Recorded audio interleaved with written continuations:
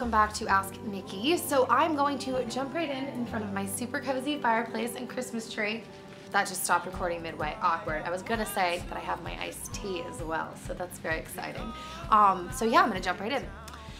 Hey Nikki, my friend has been dealing with an alcoholic parent ever since she was young. It's gotten to the point where it has been affecting her a lot lately in a very negative way. How do I, as a friend, help her and guide her through this time? Thanks.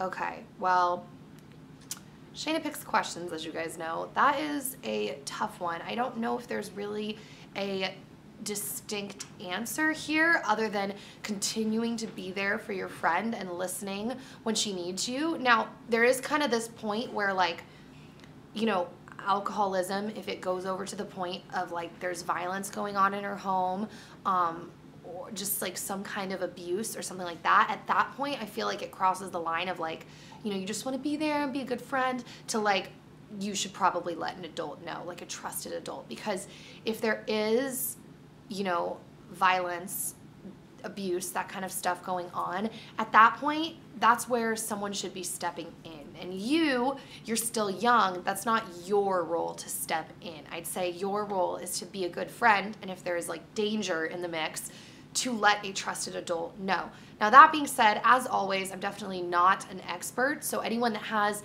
you know, dealt with this or has advice or opinions or thoughts on it, put it in the comment section, because yeah, that's a complicated issue. And obviously I don't know, you know, I don't have all the details. I just have like the question, but that is what I would definitely say. Being there for your friend, she's obviously going to need like a real friend and someone to listen. I feel like sometimes I fall into this, like when someone will come to me and tell me a problem, I'll try to just start like telling them like how it relates to me or like how to fix it. It's like, oh yeah, I know this or I know that. But like sometimes it's kind of annoying and someone just wants someone to listen to them. And I'm like the first person guilty of this. But I think that if you just sometimes listen and are just there for them, yeah, that's helpful, because sometimes someone just needs to like get something off their chest. They have like all this pain that they just need to like download and cry or whatever. And yeah, so it really just depends on like the specifics of the situation, but those are kind of my two thoughts on that. And yes, good luck with that. Now I'm going to jump into the Twitter question. It says, hey Nikki, I have anxiety and am stressed / on the verge of having a meltdown. Any ideas of how to keep calm through tough days?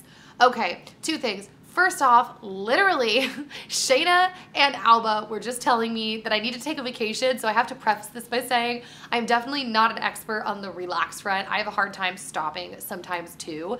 That being said, what I have noticed when I don't have time to take a vacation, because I don't take them all the time at this point in life, when I, you know, have that time where I haven't had a vacation in a long time, I notice what helps me calm down is genuinely just doing things that are fun and solely for the purpose of fun. Like, that's it. I don't attach it to anything that has to do with work or solving anyone's problems or fixing anything or paying for something or doing anything. When I try to do things that it's like, it's just fun, there's something like, for me, like in your soul that's just like, wow, I'm just taking care of myself and having fun because I'm allowed to just have fun. So that is, I think, the biggest thing that I've noticed if I'm really on edge. Like, this is gonna sound lame, but like I really like taking long showers. It's like my thing. It's been my thing since I was a little girl, and I notice when I make sure to set aside the time to take like long showers or even baths, you know, like